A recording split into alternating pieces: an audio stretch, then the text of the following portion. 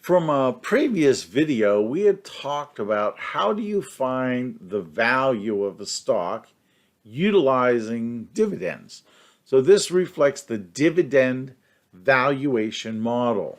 Now, one of the things that I think is a little interesting is we want to look at something or how something uses that model. It's called the NPV, Net Present Value Growth Opportunity Model. As an investor, one of the things you would be interested in is understanding the contribution of the company's future growth, right? Where does the value of the company come from, right? So think about it. The company has value today as it is, but it also has value that's going to be added to that or subtracted depending on it, what we expect for its future projects. So that's what we refer to here as this net present value, that talking about capital budgeting here, and its growth opportunity. What growth does it add to the company?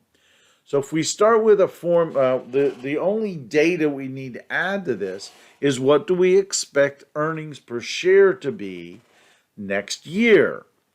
So we can calculate this two ways. We can look at the investor view, which works off of the price that's paid, or we can work off the valuation view, which works off the stock value that we calculate. So let's start there. So this thing calculates what's referred to as the value as a cash cow. It's just the earnings per share divided by the required return. What value do we think will be added? So we think that this company creates value of roughly $17.66. We calculated the value of the stock as $21.40.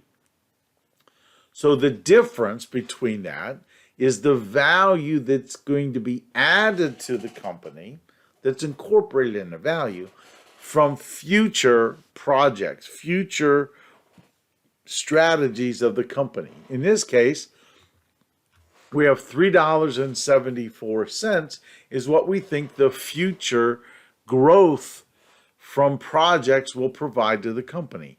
And as an investor, you obviously would like this to be greater than less, right? You certainly don't want that to be negative. Now, if we look at it from an investor view, right? Again, it's earnings per share divided by the expected return. If we buy the stock, here's the current stock price.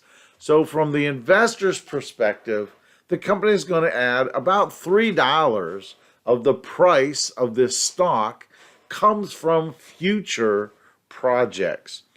Now, one of the things is, well, what happens if the stock went down? What if it was a lower stock price? What if the stock price was $12? If the stock price was $12, again, the company is creating from just its essence, right, $12.56. But the company's only worth $12, right? That's the price. What this is telling me is that investors are not seeing growth potential in this company. They're not seeing any value added of what the company is going to be doing in the future.